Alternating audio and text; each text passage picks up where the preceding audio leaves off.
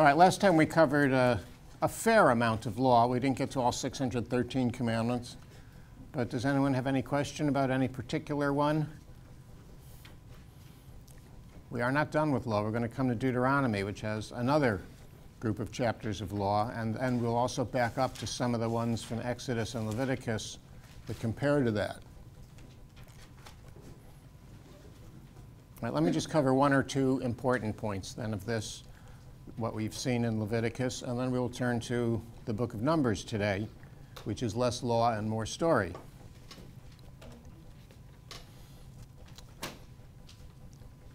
First crucial one is in Leviticus 17, there's a law of centralization. It's not just that they have sacrifice, but there's only one place on earth you are allowed to do sacrifice, and that is at the entrance of the tabernacle. I mentioned last time, I think, if you sacrifice an animal just in your backyard, that's considered the equivalent of murder of a human being. So you can only do it at the right place, at the right time, with the incense burning, with the priest there handling everything. The priest handles the blood. You have to kill the animal yourself, and then you can eat it. And look at that carefully at that text in Leviticus 17. It will come up again when we come to the law code of Deuteronomy. But I think this law of centralization has never been properly understood. It's not just about sacrifice, it's about monotheism. You can only sacrifice at this one place. Why would they have a law like that? You can say, well, because the priest at that one place wanted to get all the money. So if you're cynical about religion, which one or two of us may be, then I understand. But I've never been quite as cynical as all that. Sometimes people say that about churches or synagogues. They'll say, well, all they care about is money. And I understand that the support of the church or the synagogue or the community is a natural and necessary part of religion. So I don't mind that part. So if these sacrifices, yes, 10% of it goes to the priests who manage the sacrifices. That's true. But still, there's a question of why they would insist on having it at only one place. Maybe they could make more money if they'd have 10 places where you could go and do the sacrifices. The centralization, I think, has much more to do with the fact that during the biblical period, they're still fighting the battle for monotheism.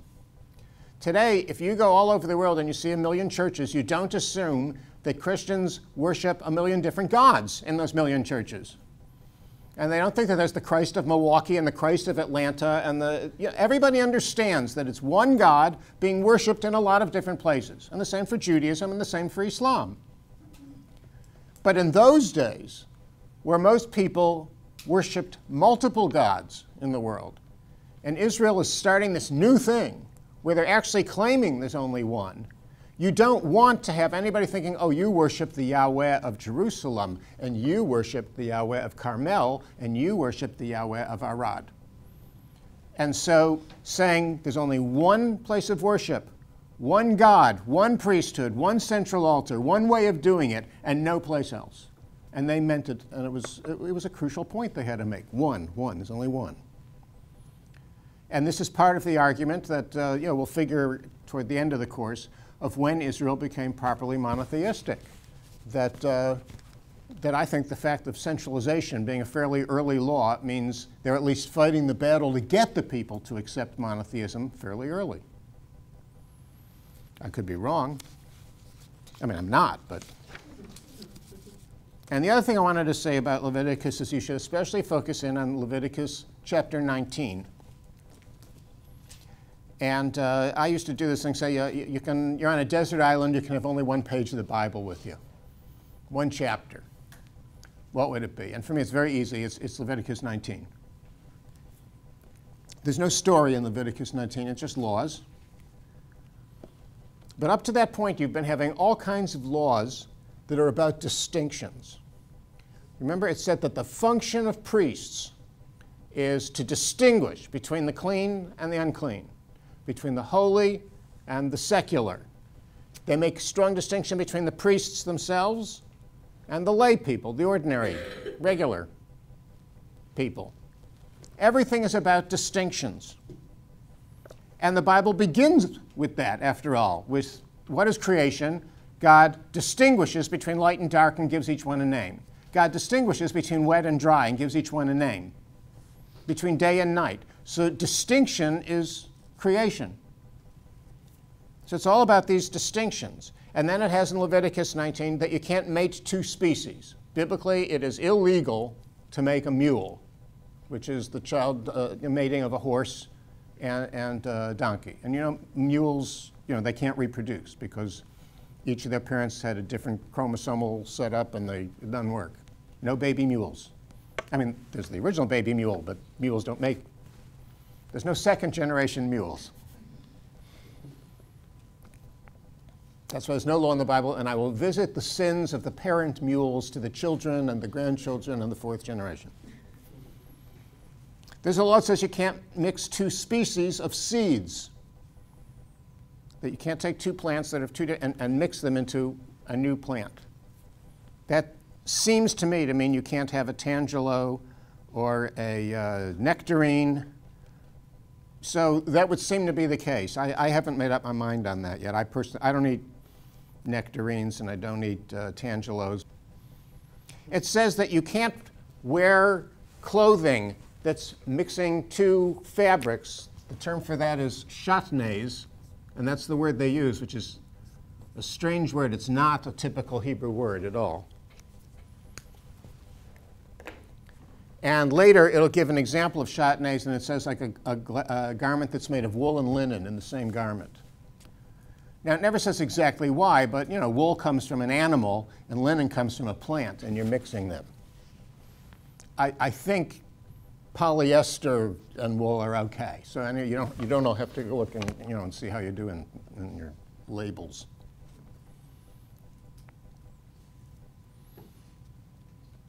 So it's distinction, distinction, distinction. There's the difference between this, don't mix it with that. There's this, don't mix it with that. And then it comes to Leviticus 19, verse 18. Love your neighbor as yourself. The big exception. And it makes it more powerful in its context than if you just hear the verse by itself. There's one thing where you don't distinguish, you don't discriminate. People. Now, many people have claimed that it means the exact opposite of what it seems to mean, that it doesn't mean love your fellow humans as yourself, but that it only means love your fellow Jew as yourself, and that it was an in-group thing. And the reason they say that is the sentence just before that makes a point about not oppressing your brother. And then the next line says, love your neighbor as yourself. And the way Bibles have been printed now, they run those two together as if they're one verse. But in the original text, remember, there's no punctuation, there's no vowels, and there's no verse numbers. You know, it didn't, the original text of the Bible didn't go 1, period. You know, those are Arabic numerals. They weren't invented yet. No, those are Roman numerals. They weren't invented yet. So there's none of that. So it's just people judging by the context of the line before it. But that's just wrong. The way you judge a text that says love your neighbor as yourself is you look up the word for neighbor there. It's the Hebrew word reah. And you say, well, where else does reah occur in the Bible? So it first comes up in the Tower of Babel story, where it says each person said to his reah, let's build a tower with its top in heaven. Well, there in the Tower of Babel story, it's every human on earth is involved in that story. So everybody's a reah. And in the story of Judah and Tamar in Genesis 38, which is the next occurrence of reah in the Bible, it says that, remember, Judah sends his friend with a goat to pay for the sex that he had with Tamar, and it says his friend, his reah is the word that's used there. And the guy is named Hira the Adulamite. Adulamite means he's from Adulam, a Canaanite city. So there, reah applies to a Canaanite. And in the story of the Israelites leaving Egypt, it says each of the Israelites went to their Egyptian neighbors and asked for items of silver and gold, which they got, and then they despoiled Egypt. So it can mean everybody on earth. It can mean a Canaanite. It can mean an Egyptian. And then there's some passages where it can mean another Israelite as well. And then they conclude from that love your neighbor as yourself only means your fellow Israelite. People don't read. So, I mean, it's just a terrible thing where people take, one of the most wonderful lines of the Bible. Here it is in the Old Testament. Those of you who know your New Testament, Jesus quotes it. And the New Testament is like one of the two big commandments. And people turn it around and make it mean just the opposite of what it means. So it's really bad work. And if you have any doubt anyway, couple lines later in the same chapter, it says, you will love the alien as yourself. So even if you think it doesn't mean everybody, they get everybody in two verses later. But, you know. In fact, those references to the alien occur 52 times in the 5 books of Moses, that you treat an alien the same as a citizen. And people still do this ridiculous claim that they're only thinking of themselves. No prejudice there. So that's Leviticus. We'll come back to some of the laws in it. I met this kid this summer. I was traveling in California, and somebody I knew said, listen, we've got this kid, he's just graduating high school, and he's really smart, and he really loves Bible, and he's trying to think of what college he should go to learn Bible. And he's read your books, and he wants to meet you, and you've got to meet this kid because he's really interesting. So, okay, all right. So I'm sitting there, and this kid comes over, and I'm talking to him, and I said, just ask me your questions. He asked me a bunch of stuff. I gave him the best answers I could. And then finally, there was a little time left, so I said to him, you're on a desert island. You can have only one chapter of the Bible with you. What would it be? Kid says, Leviticus 19. Kid, I would have admitted him to our PhD program right then and there. He only wants to get into freshman year. So, good kid. I called my wife, who knows how I feel about this. She was in the next room. I said, I just asked this kid the desert island question. What chapter do you think he said? And she said, Leviticus 19? Yes, yes! You're probably thinking, this is what gets you excited? Go get a life, you know. I haven't, you know, that was last summer. I haven't heard from him.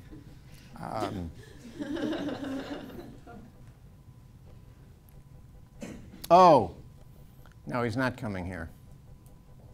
No, he's going to New York. Why you? My view is he's in San Diego. I've mentioned before to you, San Diego is like the Garden of Eden in the United States. He grew up in San Diego, and now he's going to go live in New York. I think that's its own punishment. I mean, New York is great, but as you may have heard, it's cold there. So come February, he'll be thinking Georgia. You'll see. The book of Numbers. I want to warn you that the first 10 chapters, if you haven't hit them yet, are this giant census that Moses takes of the people.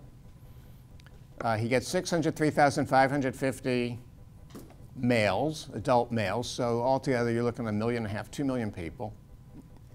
And it goes through the tribes one by one and how many there are. And then it goes through these dedication gifts that each of the tribes give, one by one. You can go fast through those, okay? But just stop and go a little more slowly on the laws in Numbers 5 and 6, where there's a couple of laws thrown in the middle of all that, because we'll come back to those. But you know, don't oppress yourselves with reading the long lists. Those are for people like me who don't have a life to read and understand.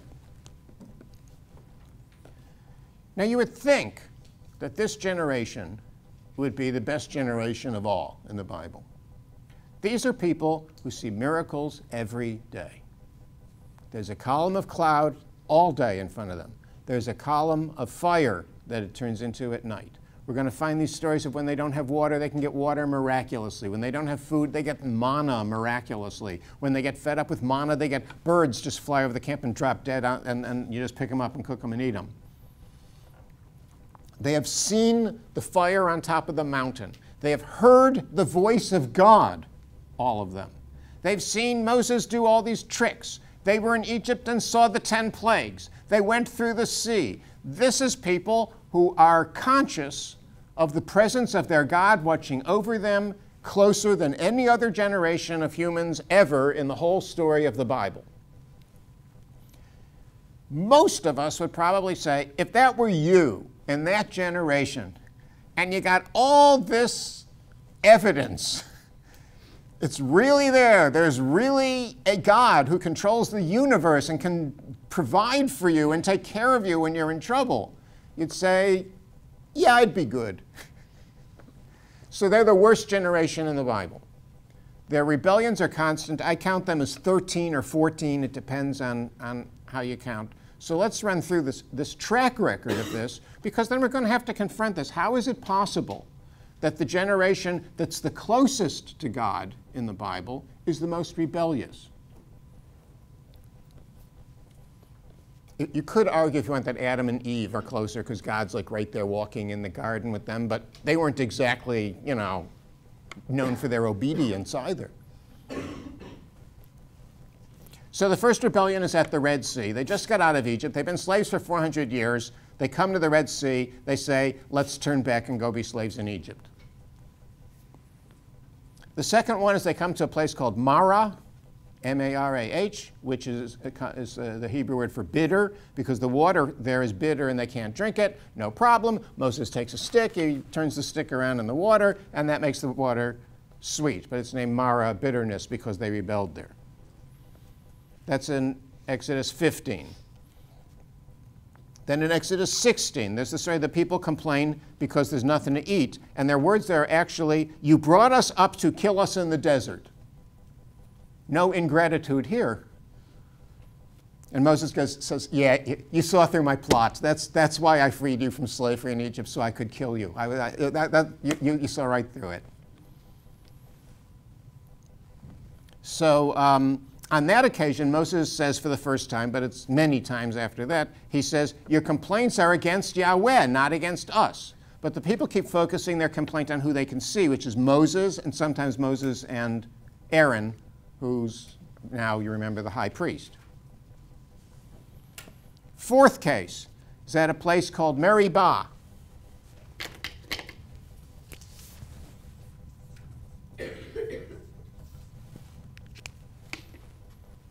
The Hebrew root of that word means to strive with somebody, fight with someone, challenge someone. In a courtroom context, it would mean a lawsuit. In a context of two guys fighting, it would mean the struggle. And at this place, Meribah, again, they say, we're now in Exodus 17. Like, you can't get through a chapter without one of these happening. They say, you brought us up to kill us. They learned a lot from the preceding episode. But they're unhappy because there's no water there. So Moses, the famous story of Moses hitting a rock to bring them water. But you should understand it's misleading. There are different words for a rock. It's not a stone, like a big thing like that. If you look carefully, it says Moses and the 70 elders walk ahead of the people and go forward. We don't know how much forward, it could be miles, to Horeb. Now, Mount Horeb has two names. Half of the time in the Bible it's called Mount Horeb, and half of the time it's called Mount Sinai. Same place, two names. Why two different names? Lecture 19.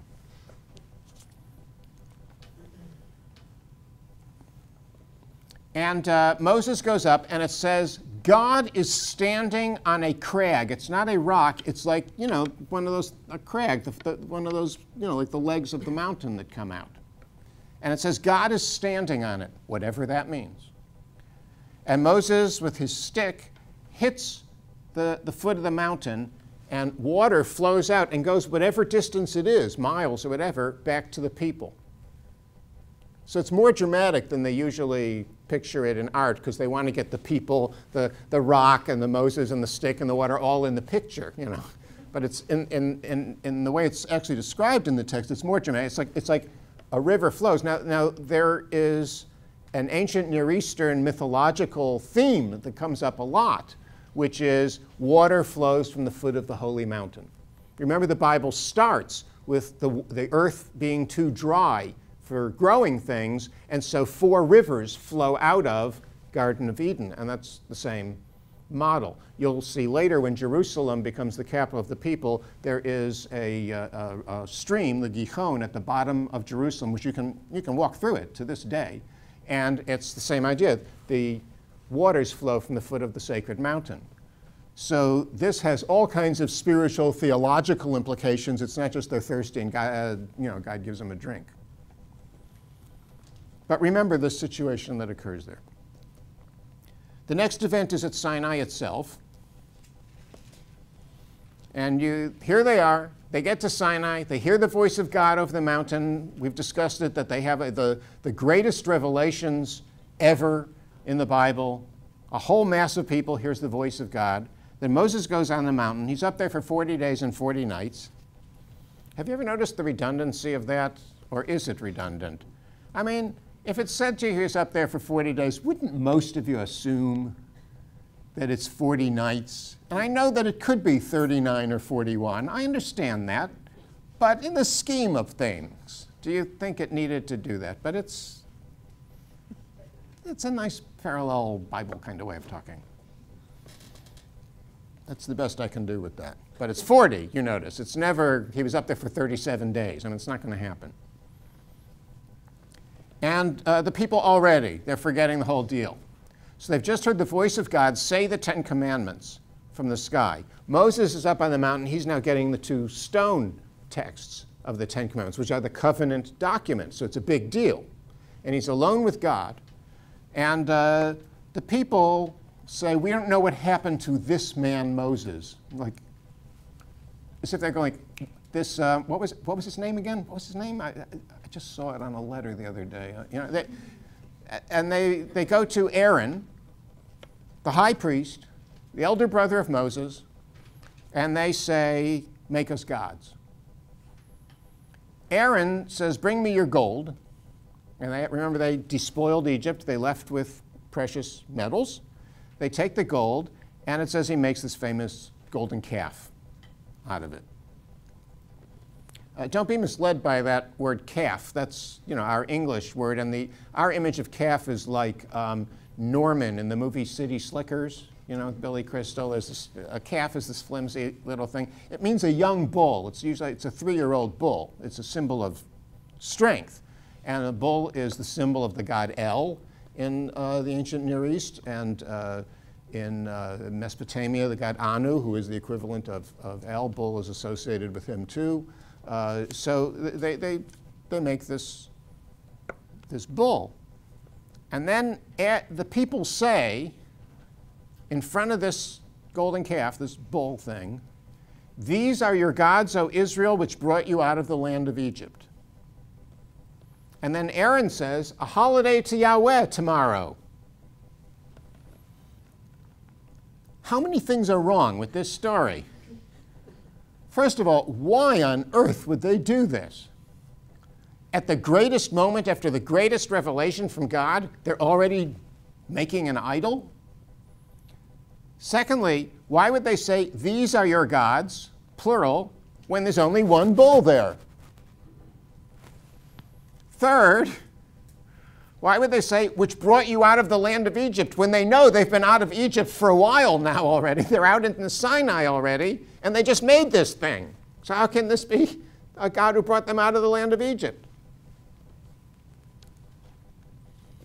And why would Aaron, the elder brother of Moses, the high priest of Israel, participate in this? And when he does, why does he say a holiday to Yahweh tomorrow? Unless you think, well, maybe secretly he's trying to draw them back, but you don't know. So everything seems to be wrong with this. And on top of this, remember, I've told you there is no animal worship in the ancient Near East. So it's not the bull itself. And I've told you there is no idol worship in the ancient Near East. So it's not the idol itself.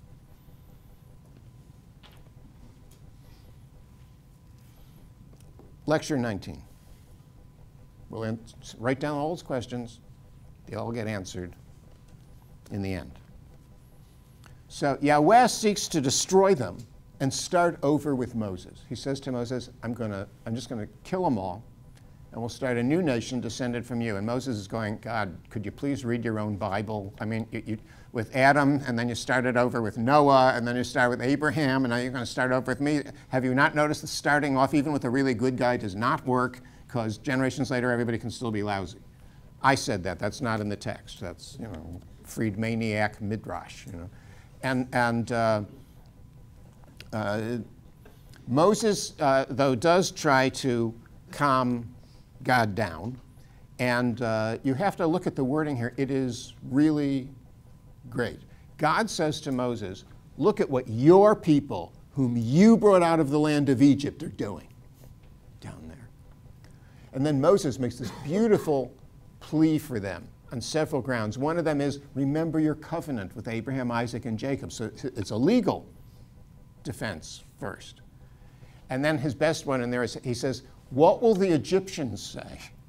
The Egyptians will say it's because he couldn't do it, so he had to kill them.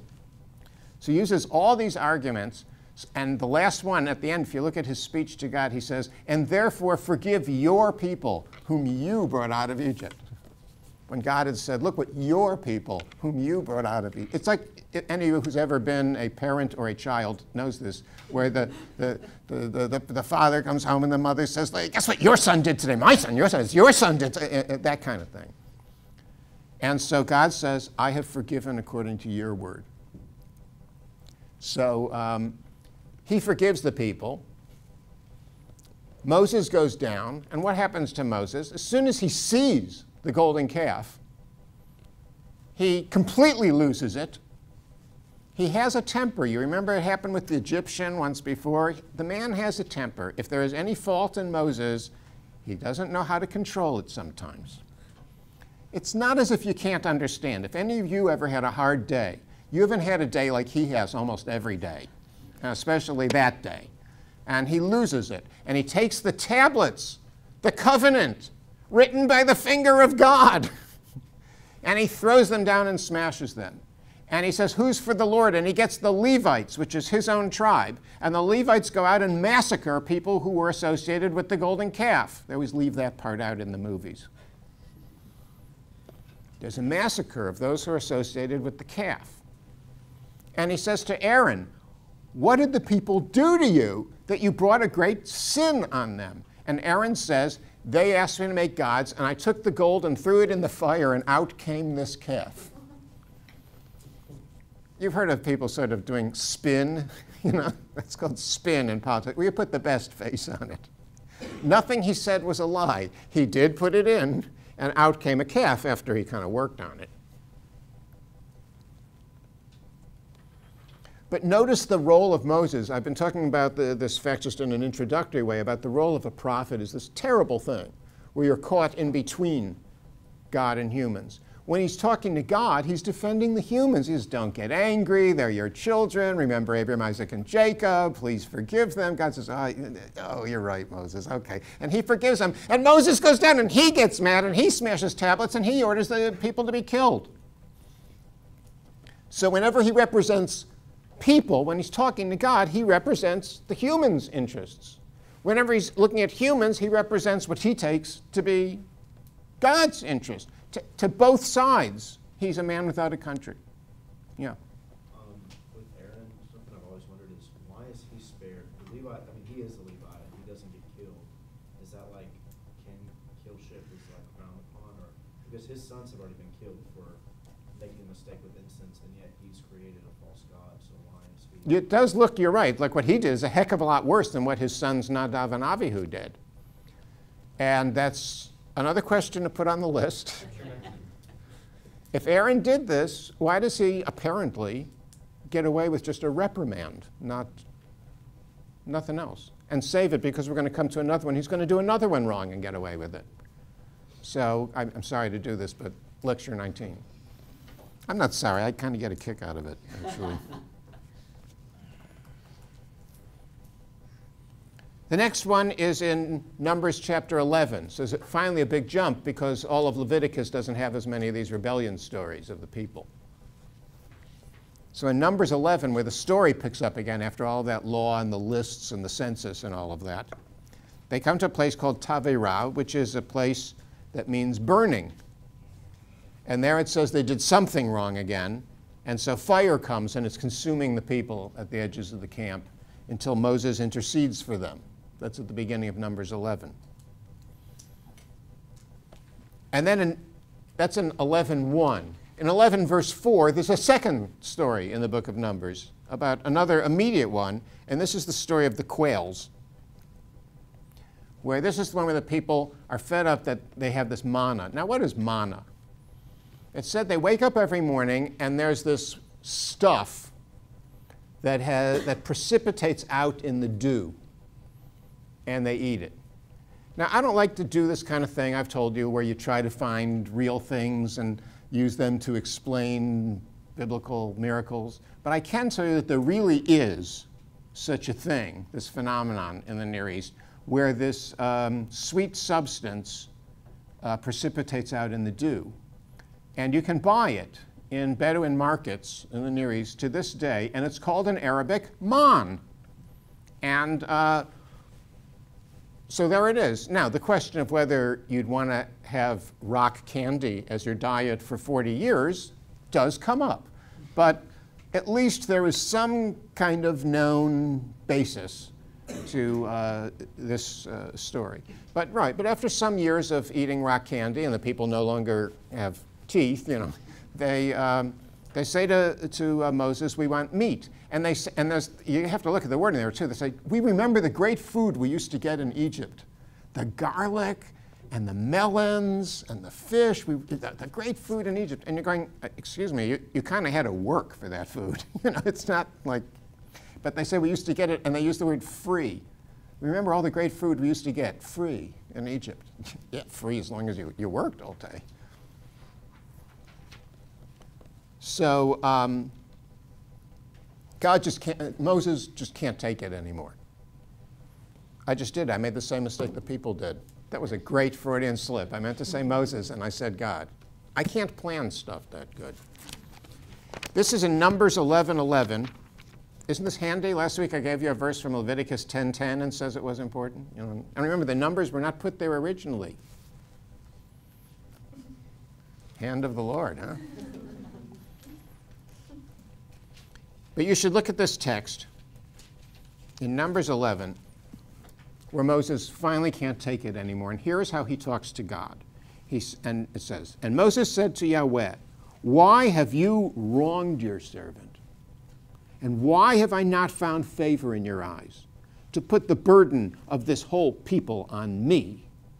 Did I conceive this whole people? Did I give birth to it? That you say to me, carry it in your bosom the way a wet nurse carries a suckling baby to the land that you swore to their fathers? From where am I supposed to get meat to give to the whole people, that they cry to me, saying, give us meat and we'll eat? I am not able, I, myself, to bear this whole people, because it is too heavy for me. And if this is how you treat me, kill me if I've found favor in your eyes, and let me not see my suffering. Well, that's a heck of a way to talk to God. And you see this extraordinary closeness that's developing between Moses and his God. This is not the way he talked to God at the burning bush. So you remember I said in terms of character development, there's change going in the Bible. Adam doesn't change. Noah doesn't change. Abraham maybe only slightly, if at all, changes. Jacob changes from when you see him at the beginning to the Jacob you see at the end of the story. Joseph changes a great deal from the way you see him at the beginning to the way you see him at the end. But none of that. That's all tinker toys compared to Moses in terms of character development. He's developing a closeness, and he's learning to talk back. So he didn't talk back to God at the burning bush. He talked back to Pharaoh just before the last of the 10 plagues. And now finally, well into the story, he's really talking to God the way I wouldn't talk to my parents. And God, in his funky divine way, again, just only addresses what Moses is thinking, and he just gives him solutions to the problem. This is a classic male thing, folks. This is probably proof that it's a guy who wrote this story. I did learn this. You learn this in marriage. I will tell you, so you'll all know much younger than I did, though you won't really know it till you do it. But when a woman is suffering, now, right, this is not sexist. I'm making a distinction between men and women. It's not one is better or worse, and I could be wrong, but I'm not. When a woman is suffering, what she really wants most of the time is your comfort, is your understanding. Yes, I care. I see you're hurting. I'll hug you. Your friends will gather around you. Women be supportive of each other. When men hear that a woman is suffering, like your wife, just to pick an example, we do problem solving. My computer, it fell apart, and I have to do this presentation in 30 minutes. And okay, step away. I'll take care of this. And men fix. The roof is out. Okay, I'll call the plumber. That's what men do. Women do. I understand. Here, let's have a cup of tea together, and we'll calm down, and right.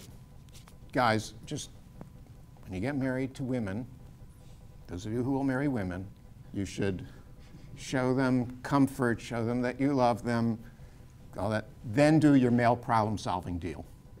So God, apparently being a guy in the Bible, I'm sorry if you didn't like that digression, but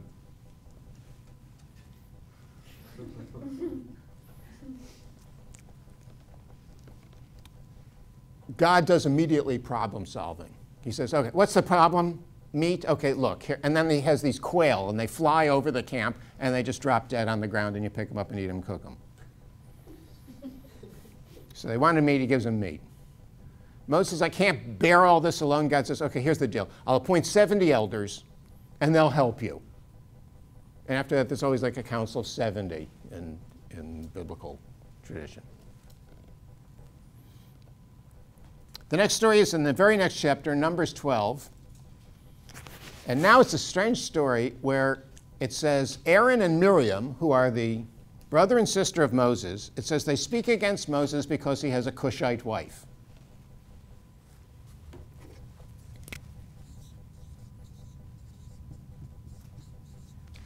Now, Cush is the term in the Bible for Ethiopia, which would mean, presumably, that his wife is black.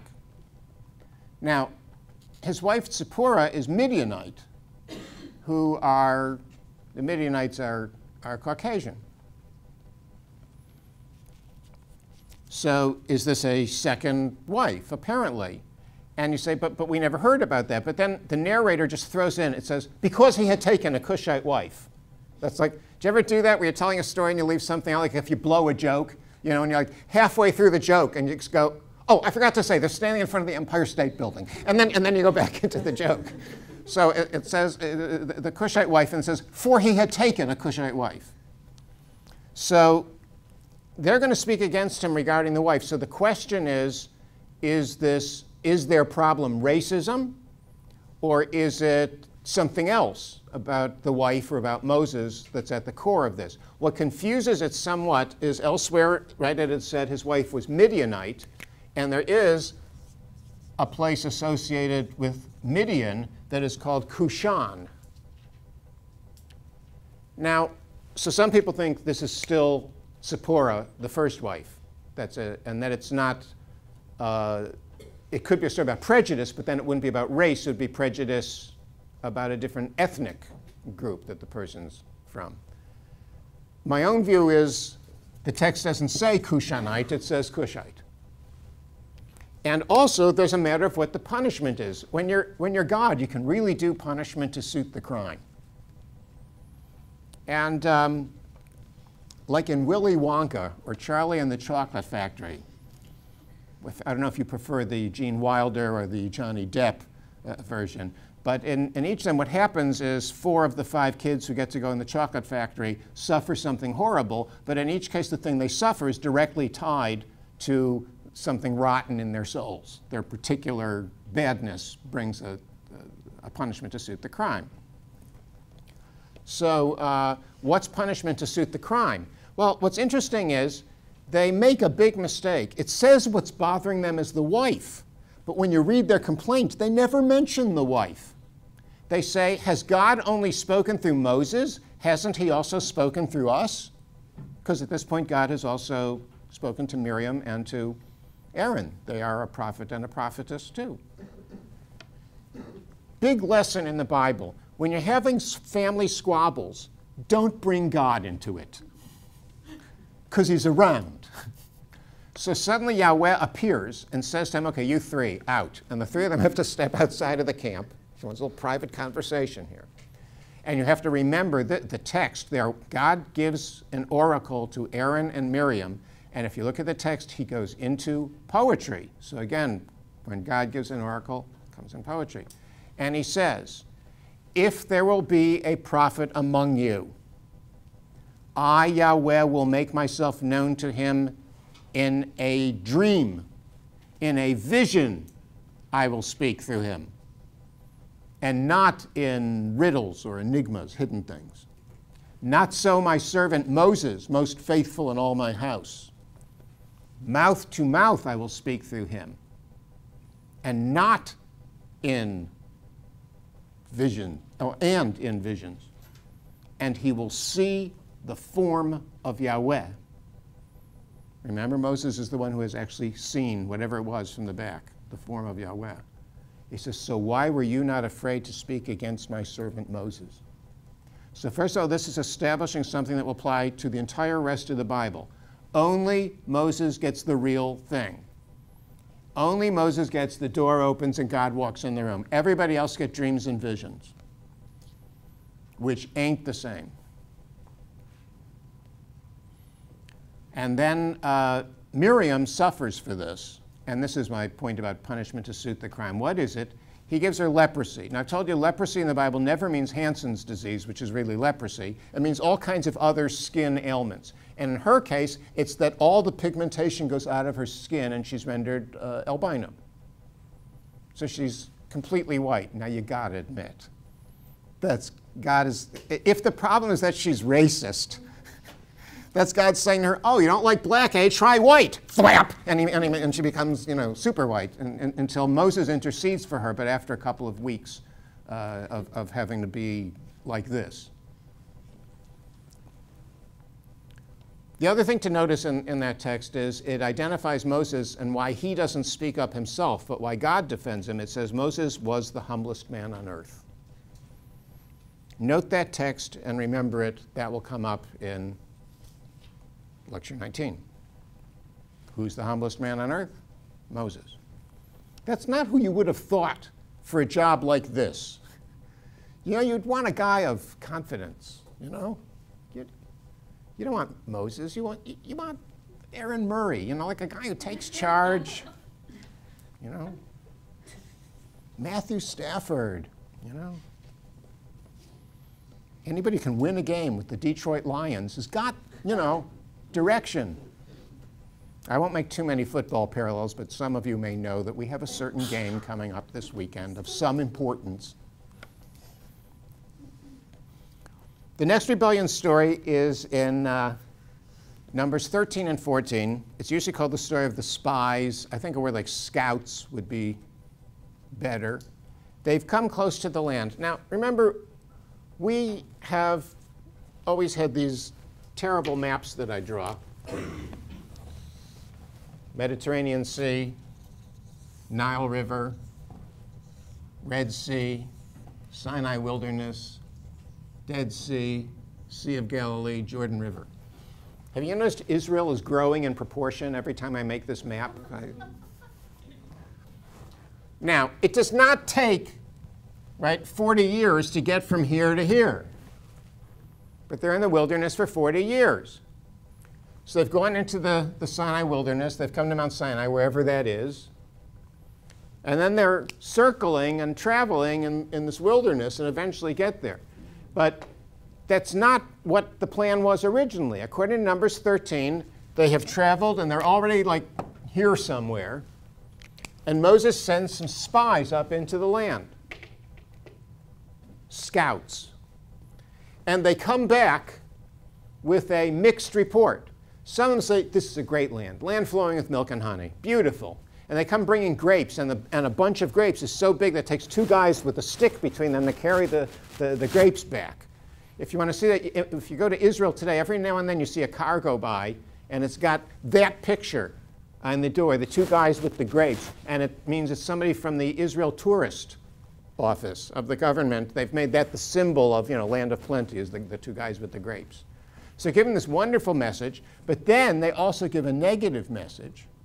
And they say, actually, though, the people there are giants, and we were terrified when we saw them, and we were like grasshoppers in our eyes compared to them, and in their eyes compared to them, and we could never conquer the land.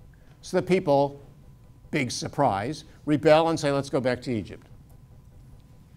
Now there's 12 spies, and 2 of them disagree. One is Joshua, who, we'll get a whole book of the Bible named after him that we'll read. He is the servant of Moses. He is the only one up on Mount Sinai with Moses at the time. Like, he's halfway up, so he's completely dissociated from the golden calf episode. It says that he's the tabernacle guard. Whenever Moses isn't in the tabernacle, Joshua is in there. That's very strange, because if you're not a Levite priest, you're not supposed to be in the tabernacle. Joshua should have been executed for being in there. Why wasn't he? Lecture 19. So there's Joshua and a man named Caleb, which is Hebrew for dog. Now, remember, you had a guy in Genesis named Hamor, which is Hebrew for ass. Later, we're going to have a king whose name is Nahash, which is Hebrew for snake. They did that. They named kids for animals. It's okay. People do that still today. It's all right. You can name somebody after an animal. Did you see the first Johnny Weissmuller Tarzan movie? I mean, it was made before I was born, actually. Johnny Weissmuller and Maureen O'Sullivan, who were the best Tarzan and Jane just ever. And after a couple of the movies, they're living together. It never actually says that they're married, which is why they didn't used to allow Tarzan books to be read in American schools. Because Tarzan and Jane live together, and they're not married in this tree thing. And there's one where they find a baby. There's like a plane crash, and the only survivor is this baby, so that's how they get a son. And she says, well, what will we name him, Tarzan? And he says, boy. She says, yes, Tarzan, he's a boy, but you're Tarzan, I'm Jane. We have to give him a name. He goes, elephant. She goes, okay, boy. And then their son's name is Boy for the rest of the Tarzan stories. I could see potential for problems with that, but his name is Boy. I'm worried about what they would name the second son, So, Boy, Roman numeral 2, yeah. So, where was I? The spies? So, 2 of them, Joshua and Dog, come back with a positive report, and the other 10 spies have a negative report, and the people, they're just ready to go back. Now you have to understand here that, there is something psychological about this, the element of when you've been slaves for centuries. We all know that there's plenty that's bad about being a slave. The side of slavery that I wouldn't call good, but is different, is that you're not responsible for making your own decisions. So I've joked and said, like, the day after they get out of slavery and say, well, what are you going to do now? They don't say, well, I'm going to go to college. They have no idea of taking responsibility, managing their lives, governing themselves, any of that. And finally, after all these rebellions, that this one, by my count, is number 9, God says, okay, I've had it with them. These people aren't prepared for freedom. And that's when the decision is made that they're going to spend 40 years in the wilderness, because 40 years is a generation. And 40 years, by the way, really was a generation. In biblical times, the average lifespan was a little under 40, on average for humans. And for women, it was in their 30s, because so many died in childbirth. It brought their average down. So that's why, you know, remember at the beginning, God decrees that the longest anybody should live would be 120, which would mean, you know, it's the ideal life. You got to live 3 lifetimes. And so instead of just going right up, which might have taken, you know, a year and a half at the outside, really you could walk it today in, you know, I don't know, a week and a half? I don't know. They take 40 years. Now the thing about the spy saying, well, the people there are giants, and we were like grasshoppers in their eyes, there's a couple elements to that. First of all, the giants haven't been mentioned since Genesis 6.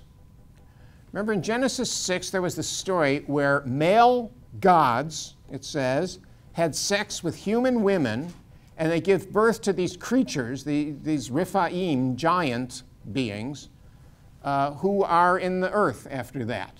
Now, whatever you make of that story, like what are these gods doing when we're supposed to be monotheistic, that's when we get to lecture, you know, 20-something, farther, even later than the one I was on today. 24, I think, is the one where we get to that. But note that they haven't been mentioned since that story in Genesis 6, and now the spies see them. Now, there actually could be something to this part. When they get to the land, remember the first area you would see is the region where these Philistines or sea peoples are located, who I've told you were outsiders. They came from across the Greek islands. And we have some burial cases of Philistines. You can go see them. There was a horde of them that were found in the Gaza area, and they are in the Israel Museum in Jerusalem. And they're really, these were big, tall guys. They're all much taller than I am, Philistines. But if you've ever seen an Egyptian mummy case, or a, you know, an opened, an actual Egyptian mummy, they'd sit a little bit more than this table long. Egyptians were just little guys. They were like, they could have cast them as the Munchkins in The Wizard of Oz. They're very short people. And here to tell us just how short they were is comedian Rodney Dangerfield. No, they were so short they had to look up to see down. They were so short they could sit on a piece of toilet paper and dangle their feet over the edge. They were it's that kind of thing. So that is to say, you're talking about Israelites who've been used to seeing Egyptians for 400 years, and now they're looking, they're used to seeing Egyptians, and now they're looking at Philistines. Was that dramatic enough?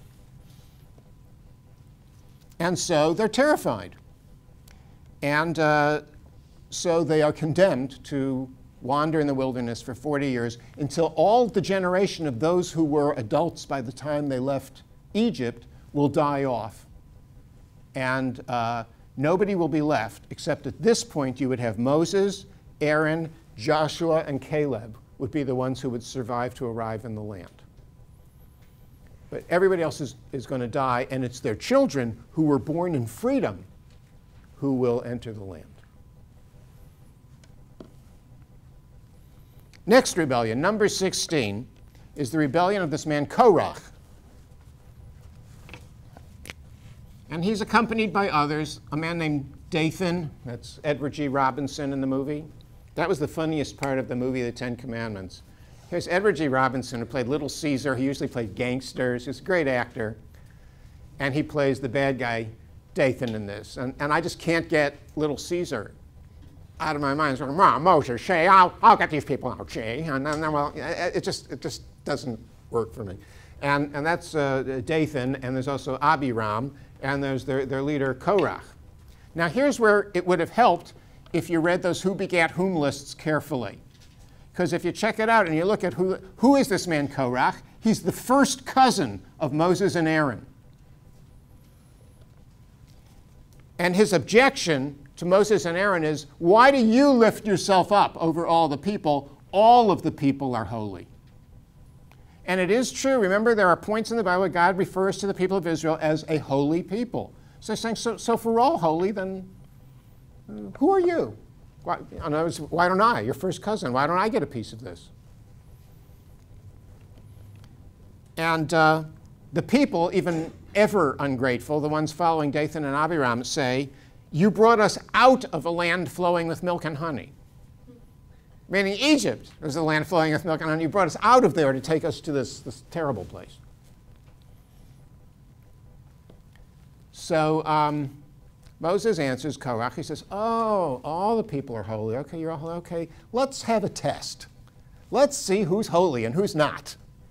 He says, let's take the staff of each of the 12 tribes and of the Levites, who would make number 13.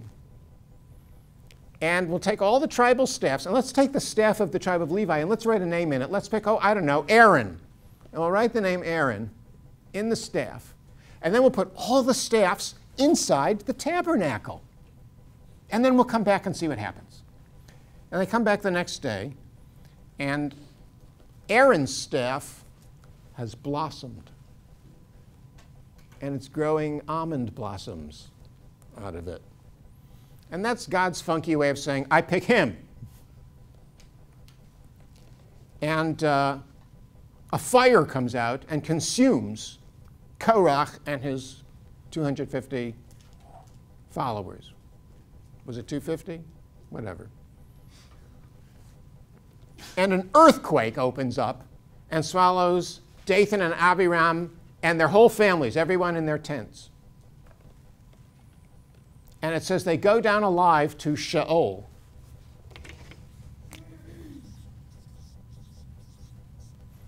Now, we haven't talked much about life after death. And in fact, it's this famous striking fact about the Hebrew Bible that there's hardly anything about life after death in it. My teacher, G.E. Wright, used to point out to the class, there isn't all that much really about life after death in the Gospels and the New Testament either. It comes up later in Judaism and in Christianity. In the Hebrew Bible, it's surprising that there's so little about life after death. Look where they were located. They're right next to Egypt, the most death-centered religion of all time, with pyramids and mummies and all of that. And over here in Mesopotamia, also very focused and concerned with death. And in the Bible, they mention it like Sheol, which is the realm of the dead. It really is. Some people deny and say, no, it just means the grave. No, it's some sort of underworld like Hades with the Greeks. We just don't know what happens there. There's no distinction between what happens to the good people there and the bad people there. And there's enough references to life after death that we know they believed in it. And archaeologically, we know that they believed in life after death. I mean, they buried people with food. I mean, you don't need a PhD in anthropology to understand that if they bury you with food and regularly bring water to the graves, and they have these tunnel things where you pour water down right over the area where the head is inside the tomb, and they buried people with jewelry, and they believed in life after death. But they don't make a big deal of it. And it's a very strange thing. You'd say, if there is life after death, wouldn't that be pretty much the most important thing there is? And the answer is, biblically, no. It's about the person you should be now. They're more interested in whether you eat pork or not than in what's going to happen to your soul for all eternity. And if that seems strange to you, as my teacher, Professor Wright, used to say, I didn't write this book. So note the reference to Sheol and any other references we have to life after death, because they're all you're going to get, and it's not going to be a lot. There's some in the Psalms. There's almost none in the prophets. They're very much focused on this life, even though they're located where they are. Now, maybe that's the reason. For all we know, it's a reaction against the Egyptian experience and all this focus on death, death, death, death, and they'd had enough of it, or there's some other reason. But I can tell you it's that way ever since in Judaism. Even though later Judaism did come up with doctrines about life after death and what happens to you if you were bad after you're dead and all that sort of thing, it's very unclear. And if you doubt it, line up 10 Jewish people and ask them, what does Judaism say about life after death? I guarantee you get 10 different answers. The only answer that you'll get from more than one of them will be, oh, I don't know. That'll be a very common answer. But if they do have an answer, they'll differ. It's just not a big item on the Jewish menu to this day. And again, you go, I mean, Jews in this country and in Europe have lived for centuries, millennia, among Christians, a religion which is also very much focused on salvation. What happens to your soul after you're dead is a big deal in Christianity. And Jews growing up in Christian countries still say, what do you Jews believe about life after death? I don't know. That's just not what the religion was about biblically or now. It's about, you know, what kind of person you should be, you know, give charity, don't eat lobsters, especially if you're allergic. You know. So that's that rebellion. The very next chapter, it says the people rebel again. They're angry about what happened to Korach and the others. And they say, you've killed people of the Lord. And you're going, well, not exactly. And it's then that the flowering Aaron's rod happens to settle it. I'm sorry, I misled you on it. The flowering rod happens in this aftermath of the Korach rebellion. In the Korach rebellion, what it was is Moses said, oh, if we're all holy, let's do a test where only the holy are supposed to offer incense. Let's all offer incense and see what happens. And Korach and his people, they all offer incense. Aaron sets his incense burner and he offers incense. And their incense burners are the ones where the fire comes out and consumes them. I misled you the way I said it before. So you get both the incense issue and you get the flowering rod issue. But what all of these are defending Moses and Aaron, that they're the legitimate priesthood, and all these others who want priesthood or want leadership, you don't just get it because you want it. The next issue is Numbers 20, and this is really weird. The people are at a place where there's no water. Now, this shouldn't surprise us. We've already had a situation before, back in Exodus 17, where there was no water. The problem is the name of the place where there's no water is Meribah. Now, it's not the same as the first place. There's somewhere else now. So there's another place called Meribah, and this place with the same name also doesn't have water. And Moses is told by God, take the rod and strike this rock and water will come out. Now your first question should be, if God only wants him to go out, I said it wrong. He didn't say strike the rock. God says speak to the rock. If he only wants him to speak to the rock, why is he telling him to take a stick with him? It certainly looks like Moses is getting set up here. You know, take the gun and don't fire. You know, I mean, it's, you know, just take the rod and speak to the rock. Now, Moses is going, you know, I've done a lot of things for you, God. Do I really have to talk to a stone now? I mean, you know. So he goes out, and the people are hollering and all, and Moses loses his temper, which comes as a big surprise. And he says to the people, listen, rebels, shall we bring you water from this rock? And he hits the rock, and the water does come out. Now that's interesting because it shouldn't have worked. God said, speak to the rock, and he hit the rock. I mean, presumably, you know, if God says, you know, say unto the people, I am the Lord your God, and said you whistle Dixie, the miracle should not work. You know, except in Georgia. But I mean, you know, in general, that shouldn't work. But in fact, the miracle works anyway. So this is the first time in the Bible that a human changes a miracle. So take note that. And you can say, well, why does God go with this? Is it that he doesn't want to humiliate Moses because Moses could look really stupid hitting the rock and nothing happens? Or is it Moses has actually acquired independent power by this point? You can't really tell. But it turns out to be the biggest sin of Moses' life. And God says, because you did this, you didn't sanctify me in the eyes of the people, therefore the punishment is the worst thing you could do to Moses, which is he won't live to arrive in the land. He takes away Moses' life's dream. And just to give away the ending, when we come to the end of the 5 books of Moses, at the end Moses is up on this mountain in what is today Jordan. He's over here. And he can see the land, but he never gets to go there. So the greatest Israelite of all time never set foot in Israel. And not only does he do this tremendous punishment to Moses, but he does the same to Aaron. And you know, what did Aaron do? He was just standing there. If you want to know what Aaron did, you look back to the last story where Aaron mattered. which was in Numbers 17, the story of the flowering staff of Aaron. It is a staff that Aaron used to perform miracles, right? It became a dragon, it turned water to blood, it did all these things. And then it has Aaron's name carved in it, and it becomes a miraculous thing and grows blossoms and all. And in the story now, 3 chapters later, when God says, go take the rod from in front of the ark, that's Aaron's rod. It's not Moses, the one that's inside there in the ark.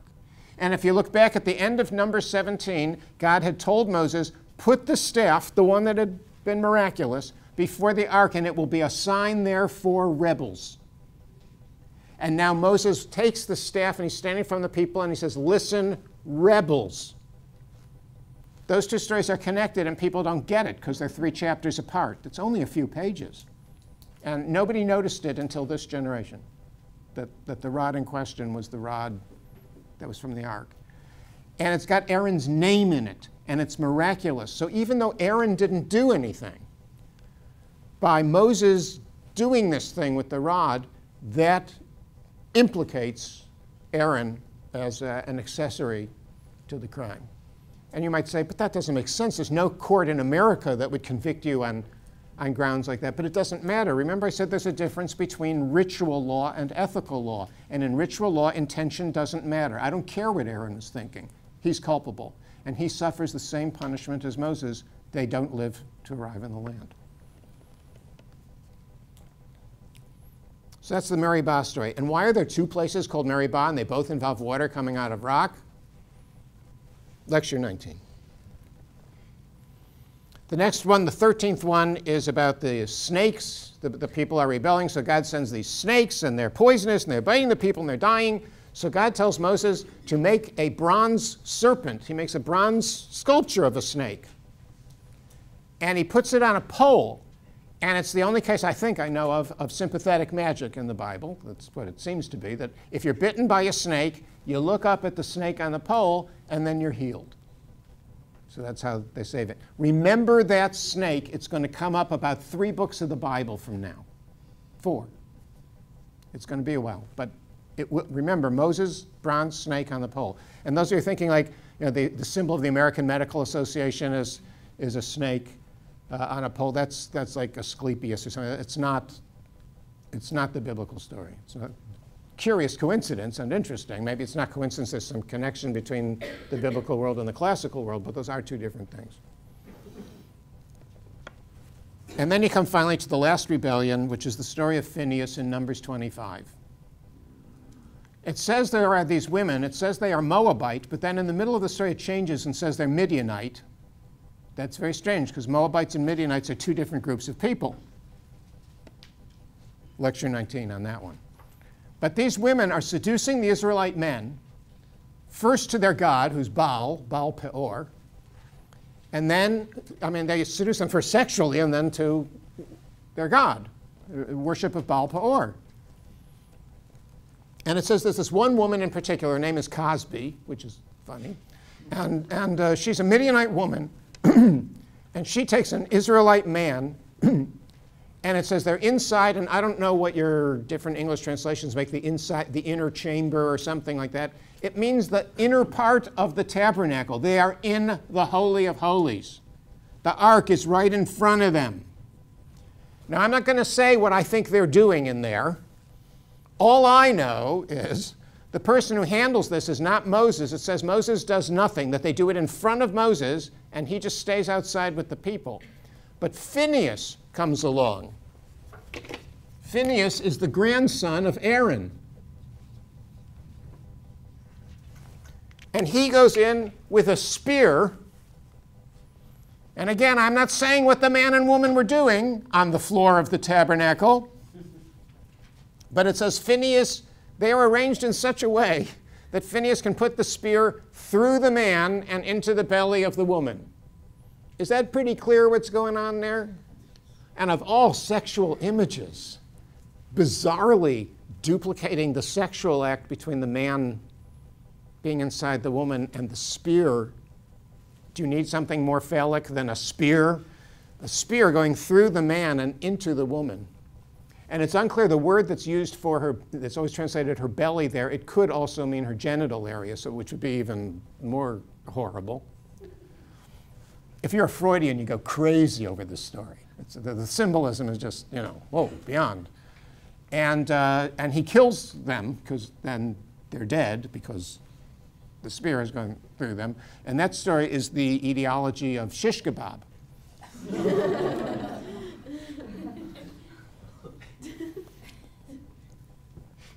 And Phineas is given a reward by God for his zeal, which is a covenant of eternal priesthood.